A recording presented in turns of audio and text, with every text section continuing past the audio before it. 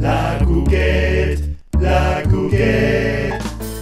Hello and welcome again to La Cooquette for another fun and delicious recipe. Vacations are over and we're probably all back to our routines, be it at work, college, or the classroom. So today I have a nice recipe to make back to school more bearable. We're making edible chalkboards. I used to hate having a chalkboard in my classroom. The chalk would smell, its sound against the board was horrible, and you would end up with dust everywhere. Well, this recipe is the exact opposite. Our chalkboards will be really pretty and super delicious cookies. And as a personal challenge, I'll try to apply the knowledge of 6 school classes while I make them. So now let's start.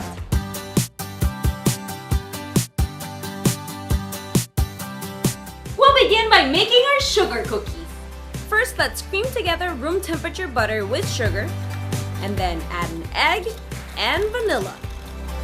On another bowl, we'll mix flour and half a teaspoon of baking powder with half a teaspoon of salt. This makes 1. Oh, and add a bit of cinnamon too. Combine everything. Now gradually beat in the dry ingredients with the wet ingredients and you'll end up with a yummy smelling dough. Let's transfer this on top of plastic wrap, seal well, and we'll stick this in the fridge for at least half an hour to help the fat molecules stabilize. You know, pure physics. Time has passed, so now we'll preheat our oven to 375 degrees Fahrenheit and extend our dough. And for that, we need Ramon el aplanador. Yep, that's how I call my rolling pin. It's important that you flour the surface and your rolling pin thoroughly because this dough tends to stick. If you sense it too soft, you can net it with a bit of flour and help it gain a stronger consistency. And now let's extend it. All this exercise reminds me of PE. Our dough has to be about 1/8 of an inch thick. Now that our dough is extended, it's time to cut it, and we'll apply geometry to create rectangles of cookies. Yep, we can apply it literally and cut the dough with a ruler. Then we'll carefully transfer our rectangle to a parchment paper lined baking sheet and use our trigonometry skills to cut these corners at a 45-degree angle. And do this with the rest of the cookies. Anybody remember the name of this shape? Now we'll bake our cookies for about 10 to 14 minutes, but keep an eye on them so that they don't burn. Once they're ready, let them cool completely before decorating them. And while these cool down, let's make our royal icing. It will be the perfect surface to write on top of our chalkboard. We'll first mix powdered sugar with meringue powder in a glass or metal bowl and add a bit of flavor with cocoa powder as well. Next, add in some warm water to the bowl and mix this a bit first before starting your hand beater. Once this is halfway incorporated, we can add our gel food coloring. We have to add a lot of it, and even then you'll probably think it looks great. Don't worry, black food coloring develops over time and it will turn darker.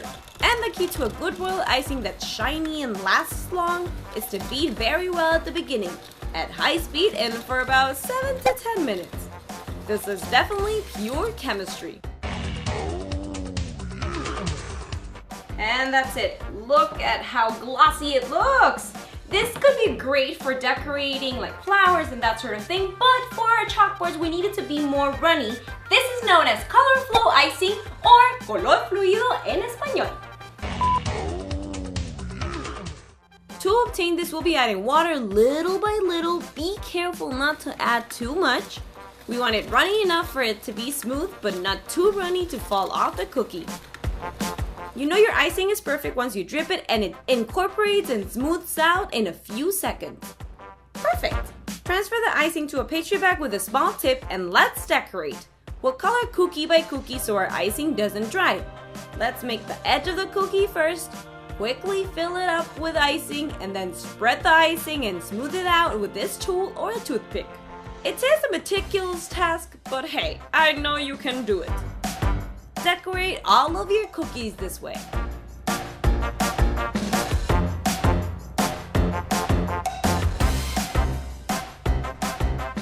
Alright, cookie cookies are ready, but in order to write on them, we have to let the royal icing dry overnight.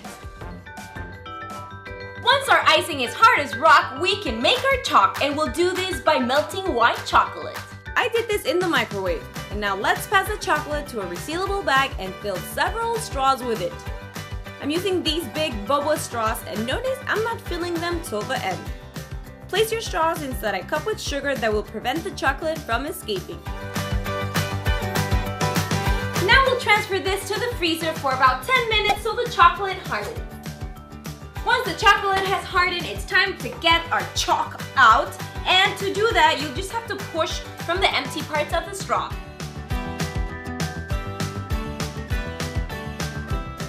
One plus one? Yay! You can definitely see this.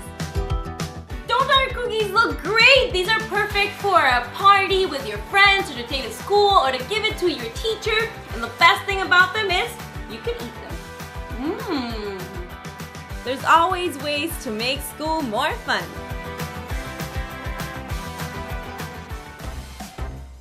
Hope you liked this video, that you share with your friends, and that you enjoy. And if you like desserts, I'll leave you with a couple of videos down below or over here, so